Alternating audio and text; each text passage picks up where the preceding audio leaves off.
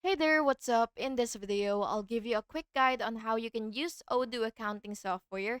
So this is really easy, and using this will efficiently help you manage your finances and bookkeeping with ease. So first, what you will have to do is, of course, you have to make sure that you already have this accounting app to your Odoo.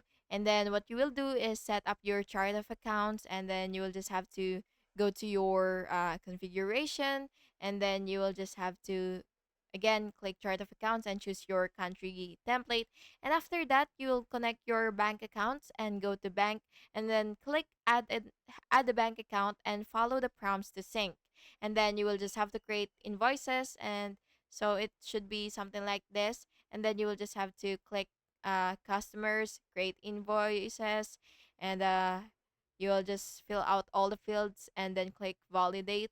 And finally, track reports. And then you'll just have to go to reporting and choose from profit and loss and balance sheet or cash flow or something like this. So, yeah, it really depends on the interface of the version that you have. And yeah, that's basically just it. I hope you found this video helpful. And if you did, please make sure to like and subscribe for more videos like this. Thank you and have an awesome day.